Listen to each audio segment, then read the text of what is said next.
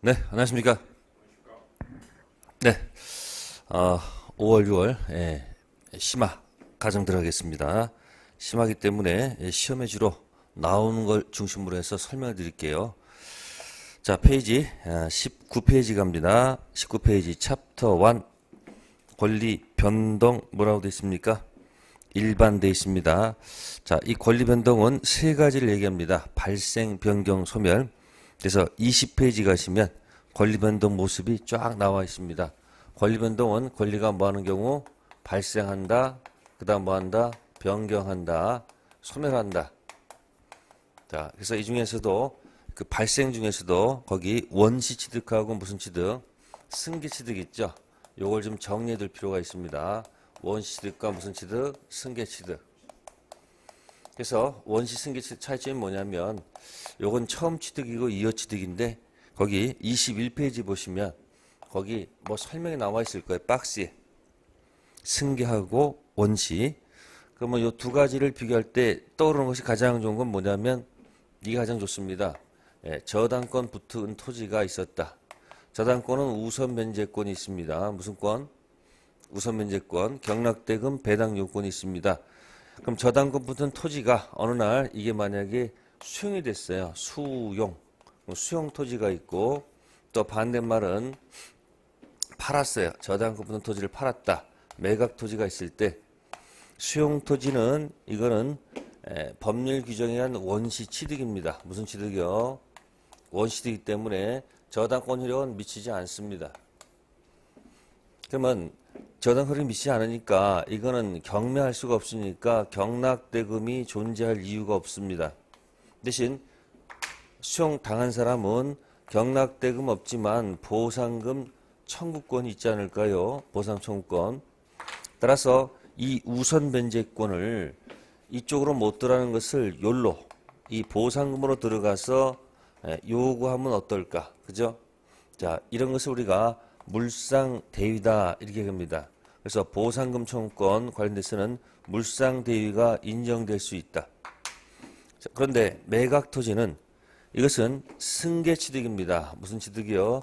이어취득입니다. 그래서 이 이어가기 때문에 저당권 효력이 여전히 미친다는 얘기죠. 따라서 여기는 무슨 대금이 존재한다? 경락 대금이 존재하기 때문에 일로 들어가서 받으면 되는 거지. 팔았을 때 매각 대금 있죠. 매매 대금. 자, 매매 대금 청구권이 있겠죠. 여기에는 관련이 없다. 그 얘기입니다. 이쪽으로 가서 행사할 수는 없는 겁니다. 따라서 대금 청구권에는 무슨 대위가 없다. 물상대위란 말을 써서는 안 될 것이다. 그래서 물상대위, 저당권에서 물상대위. 그래서 거기 보시면은 21페이지 보시면은 2번 권리의 변경에서 거기 밑에 내용의 변경 중 질적 변경이 있어요. 질적 변경. 그 질적 변경을 한번 읽어주세요. 동일성 유지 단 성질만 바뀜. 물건 인도를 목전한 채권이 채무 불이행, 채무자 귀책선에서 손해배상 청구권으로 바뀌었죠. 또 물상대도 마찬가지죠. 경락대금이 뭐로 바뀌었다? 보상금으로 바뀌었다. 그 얘기입니다.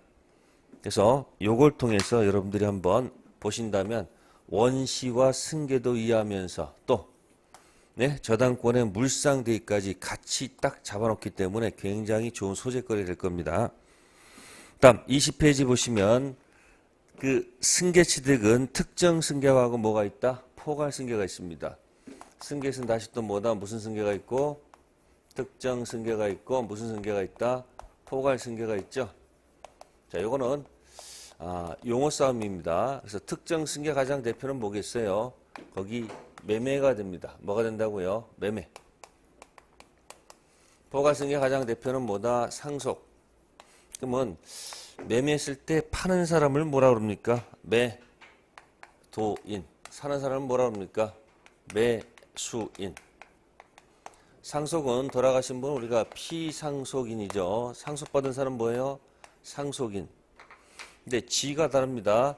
매도인하고 매수인은 자 한번 이렇게 해볼게요. 자 DNA가 유전자가 이쪽은 뭡니까? 전혀 뭐예요? 다르죠. 그쵸?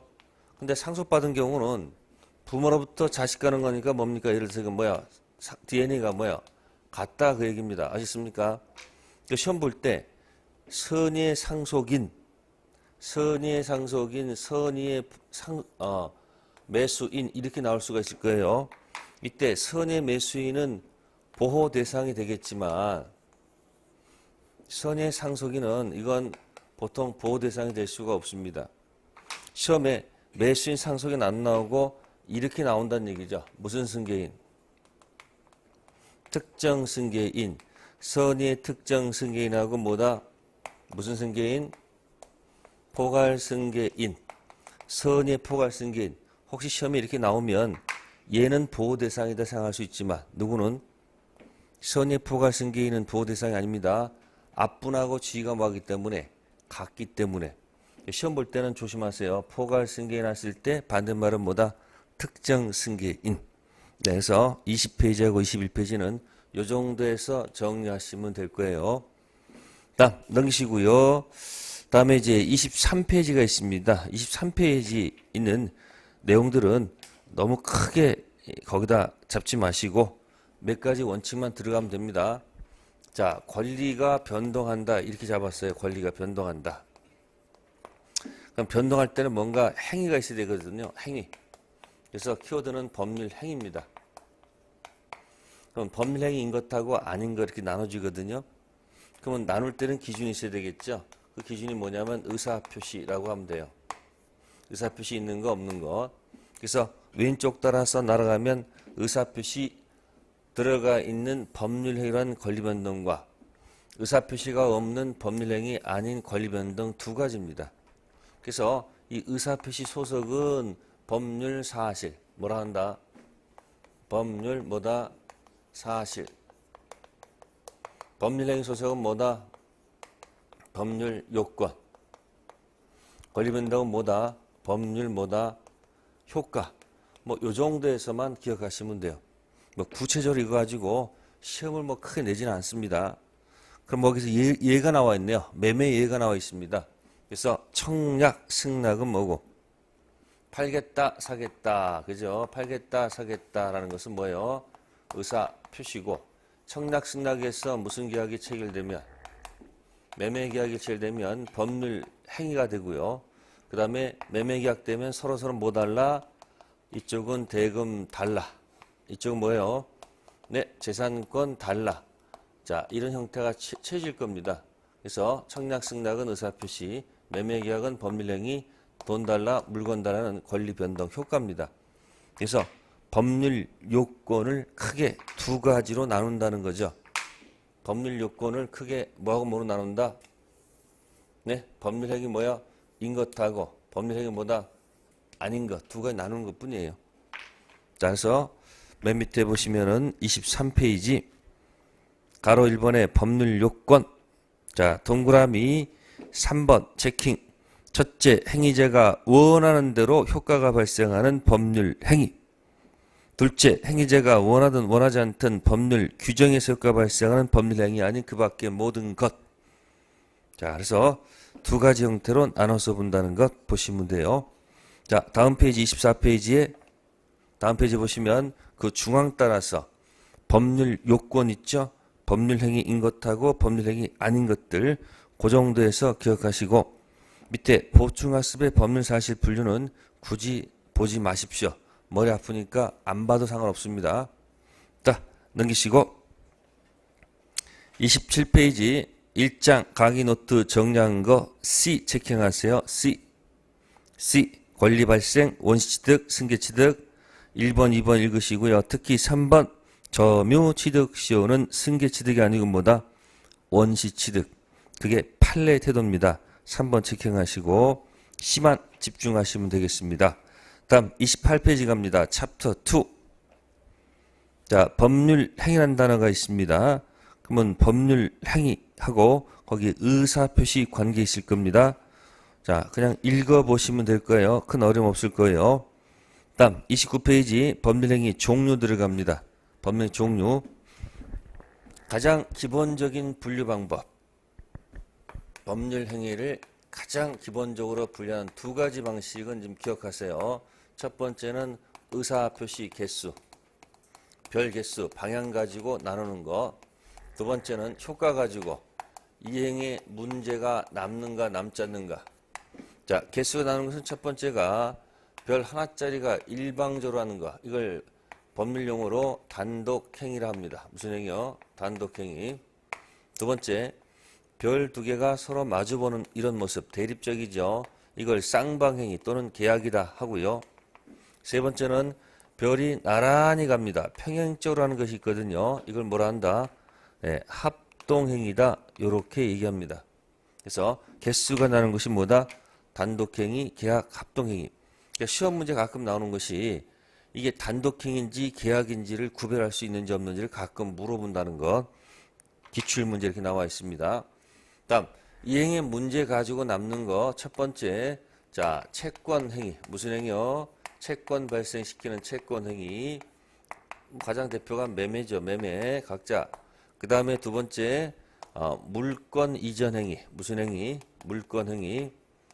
자, 이거는 소유권 뭐하는 행위? 이전하는 행위죠.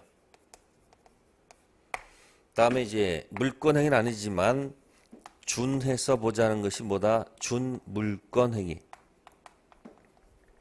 그래서 가장 대표가 이런 채권 양도를 하나만 기억하시면 됩니다. 한번 기출된 적이 있습니다. 자, 특징. 요 채권행위는 아직도 이행의 문제가 남아 있습니다. 그래서 채권행위는 채권에 대해서 채무를 이행할 의무가 남아있기 때문에 의무 부담 행위다 이런 말을 써줘요. 그 다음에 물권행위하고 준물권행위는 이행의 문제가 남아있지 않습니다. 그래서 이거는 처분행위다 이런 말을 써줍니다. 처분행위. 이 중에서 구별한 이유는 다른 게 없습니다. 채권행위는 뭐가 없어도 처분권이 없어도 처분권 없는 자가 자 채권행위를 하더라도 약속 정도 관계없습니다. 채권행위는 그래도 유효해요. 그러나 처분권 없는 사람이 처분권 없는 자가 소유권 넘겨주는 물권행위를 한다. 용서가 안 됩니다. 이건 무효가 됩니다. 마찬가지 주물권은 마찬가지예요. 그래서 처분권 없는 자 채권행위 유효, 처분권 없는 물권행위는 뭐다? 무효. 그래서 의사표시 개수 가지고 단독행위 계약. 그 다음에 단독행위도 두 가지 형태 나눕니다. 상대방이 있는 것하고 상대방이 없는 것 두 가지 형태로 나눠서 보고 있습니다. 자, 그래서 29페이지 단독행위, 상대방 있는 단독행위 대표 해제, 해지. 상대방이 누구인지 고민할 필요 없다는 것, 해지 기억하시고요. 상대방 없는 단독행위는 유언, 유증. 다음 보충학습 있습니다. 상대방 없는 단독행위는 도달할 필요가 없지요. 또 상대방 부호 문제가 발생하지 않습니다. 또 해석 중 자연적 해석 방법에 의합니다. 규범적 해석이 아니고 무슨 해석? 자연적 해석. 자, 밑에 이제 계약은 양쪽 합치한다는 얘기입니다. 뭐 넓은 의미의 채권 계약, 물권 계약, 가족법상 계약 여러 가지 계약이 있겠죠. 다음 넘기시고 합동이 있습니다. 자, 밑에 핵심 문제가 있습니다. 확인 문제예요. 법률행위 종류에 관한 연결이 틀린 것. 네, 2번 보세요. 상대방 없는 단독행위, 계약 해제. 계약을 해제하는데 누구한테 하는지 딱 상대방에 정해져 있기 때문에 상대방 있는 단독행위가 되겠죠. 자, 1번 교환, 매매 교환, 임대차는 전부 다 채권행위. 지상권은 물권이니까 지상권 설정행위 당연히 처분행위고요. 임대차는 유상. 그 다음에 무상의 대표는 뭐야? 증여. 자, 31페이지에 이행의 문제 가지고 남아있는 거죠. 채권행위에 2번 체킹하세요.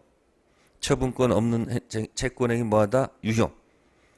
그래서 타인 권리 매매도 유효합니다. 만약에 취득해서 못 넘겨주면 계약법에서 담보책임 문제로 넘어간다. 무슨 책임이요? 담보책임 문제 넘어갑니다. 다음 물권행위 2번 체킹. 물권행위는 처분권이 필요하다. 따라서 무권리자의 물권행위보다 무효. 그래서 무권리자가 소유권 등기해가지고 넘겨줘봐야 사는 사람은 취득할 수가 없습니다. 자, 그렇게 해서 정리할게요. 다음 페이지 32페이지에 있는 거. 자, 심화학습의 출연행위에서 유상, 무상 하나 체킹합시다. 유상행위의 대표가 매매. 그 다음에 무상행위의 대표가 뭐다? 증여. 자, 유상, 무상행위 옆에다가 키워드 32페이지 심화학습. 맨 밑에 심화학습 있죠? 유상, 무상행위의 키워드는 쓰세요. 담보 책임의 문제가 생기는 겁니다. 무슨 책임이요? 담보 책임.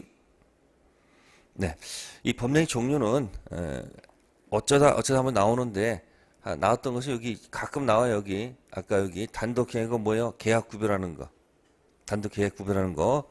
그다음에 한번 이게 나온 적이 있어요. 채권 양도가 무슨 행위다? 준물권 행위다. 그러니까 키워드는 여기 있습니다. 타인 권리 매매도 뭐하다? 유효하다는 것. 약속은 유효하다는 얘기예요. 다음에 이제 제일 중요한 데가 이제 34페이지 법률행위의 요건. 성립요건과 무슨 요건? 효령 요건을 공부하는 것입니다. 총칙은 이 성립요건과 무슨 요건? 효령 요건 따라서 계속 진행하는 겁니다. 성립요건 못 갖추면 불성립, 갖추면 성립. 성립한 다음에 어디로 가죠? 네, 효령 요건 들어갑니다. 보세요. 성립 요건, 그죠? 세 가지가 있습니다. 첫 번째, 뭐 존재, 당사자 존재, 목적 존재, 의사표시 존재, 이렇게 되어 있습니다. 자, 이 셋 중 하나도 빼먹게 되면 우리는 불성립이라는 단어를 쓸 수밖에 없다. 다 갖추면 성립했다 하는 겁니다. 다음, 성립한 후에, 그 다음에 이제 무슨 요건 들어간다? 효령 요건 들어갑니다. 그래서 당사자가 두 가지만 할게요. 의사 능력 가질 것, 행위 능력 가질 것.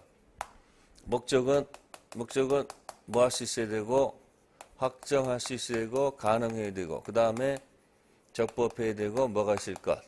타당성 가질 것. 의사표시는 의사표시가 뭐하고 일치하고 뭐가 없을 것? 하자가 없을 것. 그게 무슨 요건? 효력 요건.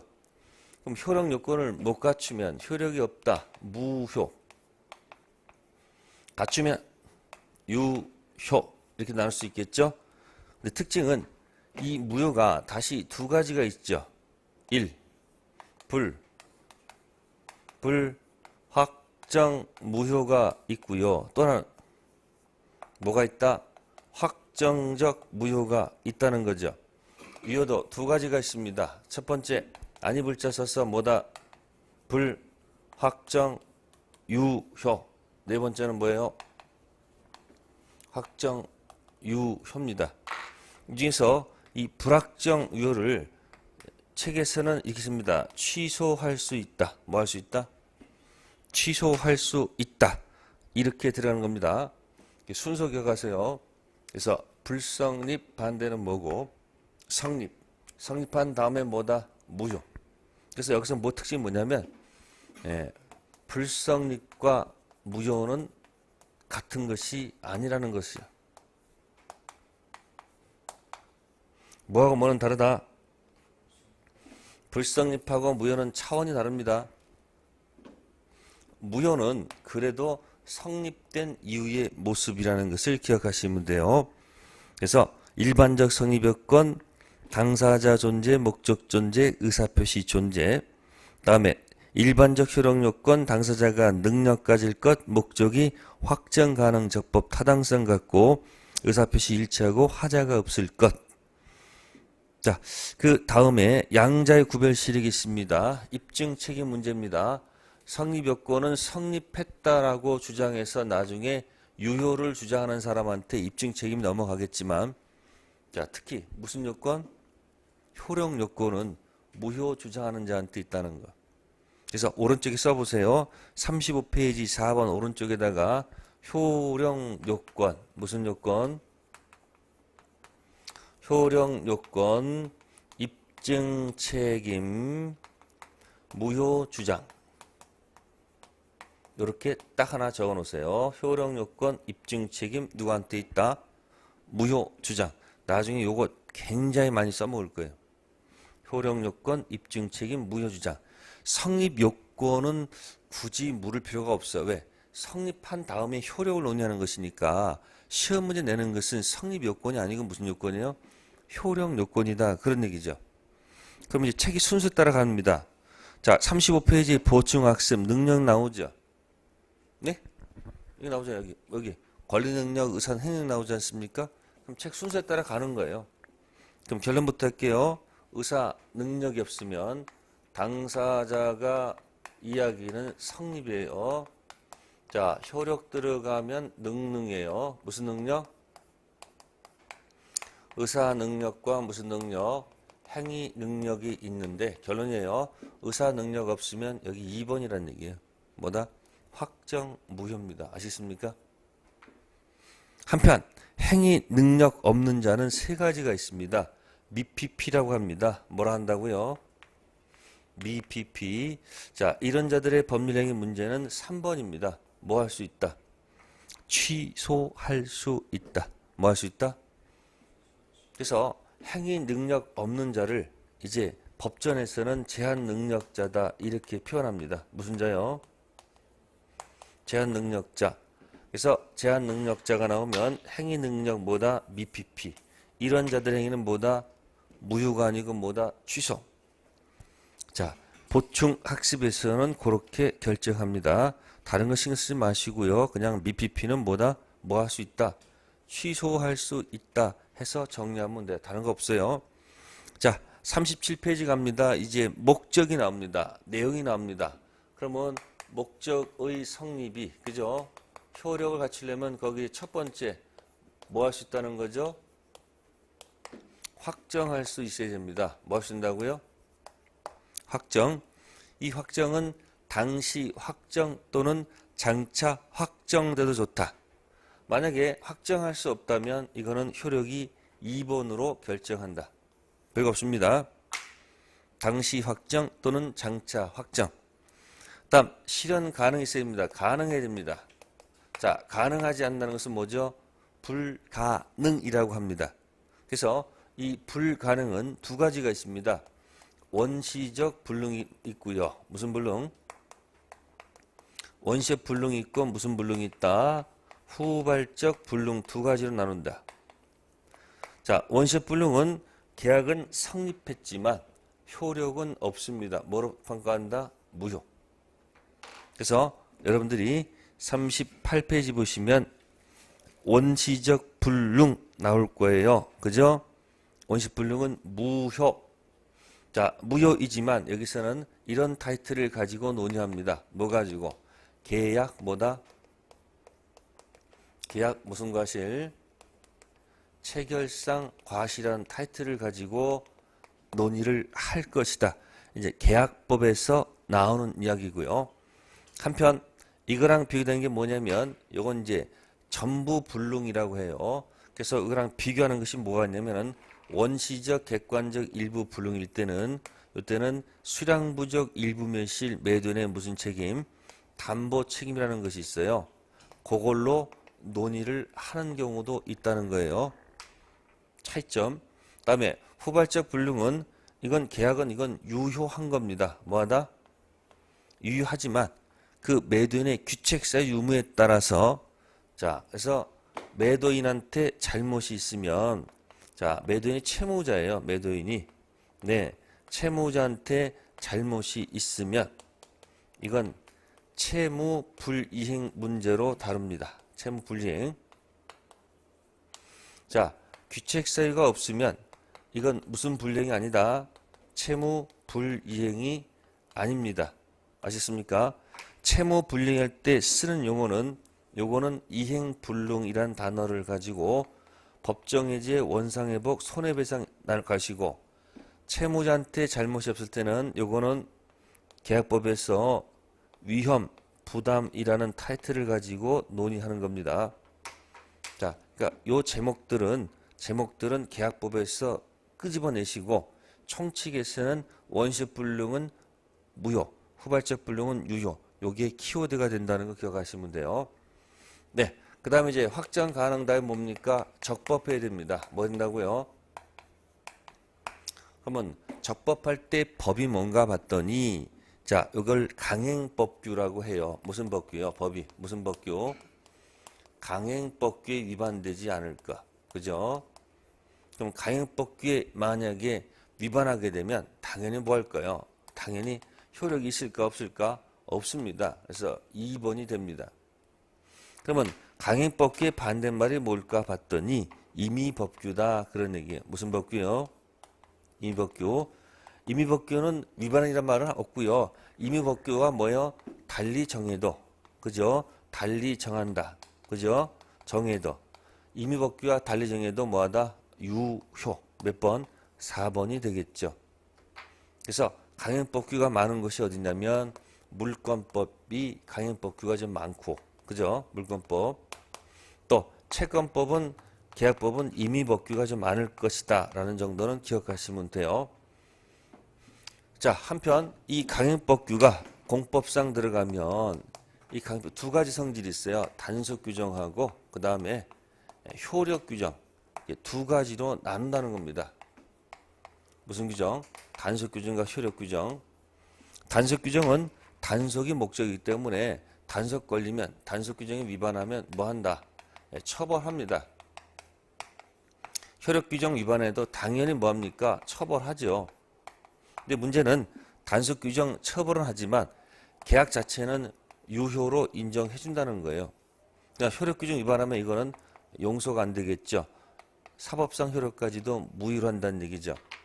그럼 요거 할 때는 이걸 한번 기억하세요. 허가 지역을 좀 기억하십시오. 자, 허가 지역. 무슨 지역? 허가 지역 중생 등기를 기억하세요. 허가 지역이 아닌 곳의 중생 등기는 유효. 허가 지역의 중생 등기는 무효.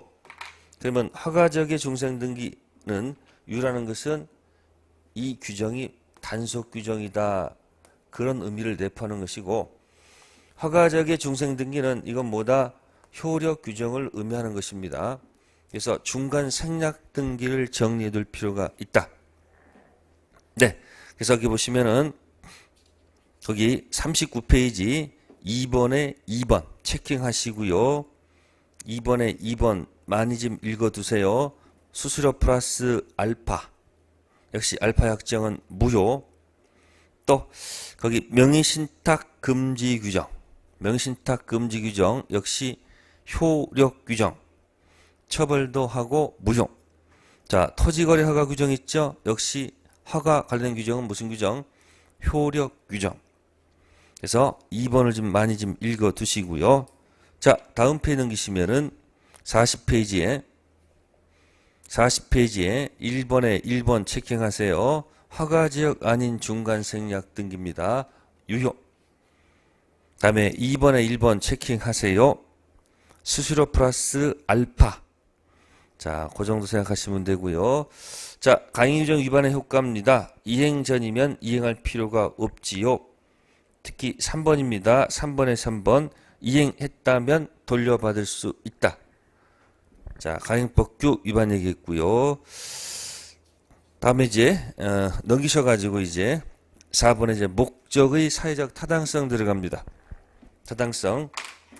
적법도 있는데 또 타당성도 있단 말이에요. 야, 이건 도대체 왜 이렇게 구별하는 걸까? 적법성 옆에 뭐가 있다? 타당성.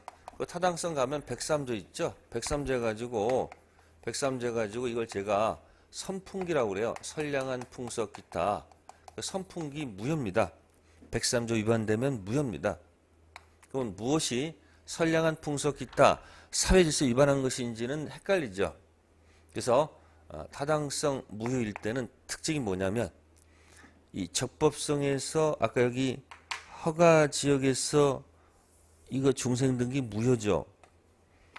그러면 타당성에서 어차피 하는 거니까 이때는 여러분들 적극가담을 같이 좀 기억하세요. 적극가담. 적극가담 이중매매를 머릿속에 기억해 놓으세요. 자, 허가지역 아닌 것, 인 것. 적극 가담이 아닌 이중매매, 적극 가담 이중매매. 적극 가담 아닌 이중매매는 유효합니다. 사적 자체 원칙상 먼저 등기한 자가 소유자고요. 적극 가담 이중매매는 이건 무효로 봅니다. 뭐로 본다? 무효. 그럼 여기 봅시다. 여러분들 이쪽에 허가지역 중생등기 무효 이 말하고 적극 가담 이중매매 무효할 때 적극 가담 이중매매 무효는 이건 남의 가슴에 못쥐라는 거예요. 보세요. 갑이 부동산을 갖다가 이렇게 팔았을 때, 자, 을이 병한테 이렇게 파는 경우는 이건 등기 빼먹고 등기 일로 가잖아요. 이건 제목이 중생 등기가 돼요. 무슨 등기요? 이거는 남의 가슴 못쥐라는 거 아니에요. 근데 갑이 만약에 병한테 이게 팔아서 병이 가서 먼저 뭐 해버리면 등기하면 이건 이 사람 가슴에 못쥐라는 거예요. 이건 무슨 매매가 되죠? 의미를 기억하면 돼요. 보세요. 중생등기 혹시 이게 무슨 지역이다? 에? 무슨 지역이다? 허가지역의 중생등기다. 하도 뭐 문제되는 거 없어요. 누구도 걸리면 다 뭐 그럴 수도 있지 넘어가는데 이건 뭐야? 적극 가담하게 되면 내용이 달라지는 거예요. 그래서 이런 적극 가담 이중매매는 이런 자는 보호할 필요가 없어.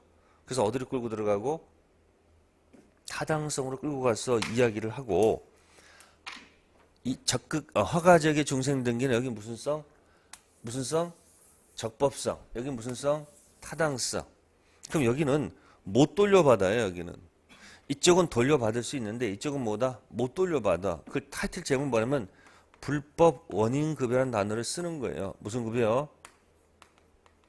그래서 불법 원인급여는 어디서만 쓰는 용어다? 네? 요 타당성에서만 쓰는 용어지 나머지에서는 쓸 이유가 없다는 거예요. 무슨 성? 타당성. 그래서 이걸 기억하세요. 허가지역 중생등기와 적극가담 이중매매 같이 기억해서 적법성과 무슨 성, 타당성을 치고 나가는 방법입니다. 네. 그래서 42페이지 보시면 보충 학습이 있을 거예요. 타당성하고 적법성 차이는 적법성 무효는 돌려받을 수 있지만 타당성 무효는 불법 원인급여가 돼서 못 돌려받는다는 것만 기억하시면 될 거예요. 자, 43페이지 거기 보시면 사회질서 위반 유형 1. 사회 정의에 반한 행위 디귿이 나와 있네요. 제2매수인 매도인 배매 적극 가담이 부동산 이중매매 나왔죠. 그럼 이중매매 나올 때마다 뭘 기억하기? 중생등기를 기억하세요. 그래서 43페이지 3번의 디귿 이중매매 옆에다가 이거 써놓으세요. 이거 허가지역 중생등기. 그래서 두 가지 점을 딱 적어놓으십시오. 허가지역 중생등기와 적극가담 이중매매 딱 적어놓고 거기서 적법성과 무슨 성을 타당성을 거기서 한 번에 해결하는 것도 방법이 될 것이다. 다음에 넘기세요. 3번 개인의 자유를 뭐 극도로 제한한 행위도 있고 평생 뭐 혼인하지 않겠다, 이혼하지 않겠다, 평생 뭐 재혼하지 않겠다. 이건 개인의 의사결정을 제한하겠죠. 4번, 5번은 도박이 하는 얘기입니다. 읽어보시고요. 자, 밑에 동기의 불법. 동기는 표시가 됐을 때 불법이 되고요. 표시가 안 되면 불법으로 취급하지 않는다는 것. 자, 같이 묶어볼까요? 여기다가 참고해 볼게요. 자, 동기의 그럼 동기가 키워드는 요거예요. 표시가 됐는가 안 됐는가. 그러면 이거랑 비슷한 게 뭔지 아세요? 이런 거 이거 뭐다? 동기 표시 착오. 그럼 무슨 불법하고 동기 불법과 동기 착오가 있어요. 어렵지 않아요. 표시가 안 되면 불법이 아니고요. 표시를 안 하면 착오가 아니에요. 표시가 되면 불법이고 표시가 되면 착오다. 이렇게 기억하면 될 거예요. 키워드는 뭐다? 키워드는 표시야, 표시. 동기를 보통 생각해 보세요. 마음속에 있는 동기를 어떻게 상대방이 압니까? 그래서 동기의 불법은 표시가 안 되면 불법이라 보면 안 됩니다. 표시됐을 때. 됐습니까? 그래서 맨 밑에 4번에 2번 상대방한테 표시되거나 알려진 경우를 포함해서 무효가 됩니다. 다음 관련 판례 103조에 해당하지 않는 경우 45페이지 그거는 별표해 두시고요. 여러 번 읽으세요. 45페이지 103조 위반에 해당하지 않는 경우 1번 체킹 양도소득세 회피할 목적으로 실제 거래액보다 낮은 가격 다운가격이면 다운계약세랍니까? 그래도 103조 위반에 해당하지는 않습니다. 즉 불법 원인급여는 아닙니다. 관련 법규에서 일정한 제재는 받을 수 있을지언정 무슨 급여는 아니다. 불법 원인급여는 아니라는 것. 자, 3번도 체킹하세요. 강제 집행을 면할 목적으로 부동산 소유자 명의를 명의 신탁하는 거 있죠. 무슨 급여가 아니다. 불법 원인급여가 아닙니다. 아까 적극가담 이중매매는 불법 원인급여지만 명의신탁 약정 무효를 원인으로 준 경우는 불법 원인급여 아닙니다. 4번도 체킹하세요. 허위 근저당권 설정. 그러면 허위라는 말은 통정 허위 108조 무효로 논의할 수 있을지언정 103조 무효는 아니다. 5번은 비자금 소극적 은닉이란 말이 있을 거예요. 소극적으로 은닉했으니까 굳이 103조 무효로 볼 수는 없다. 그런 얘기예요. 자, 밑에 5번 사유세 위반의 효과가 있습니다. 가장 중요한 것은 1번의 니은 불법 원인급여에 해당했을 때는 반환받을 수가 없다.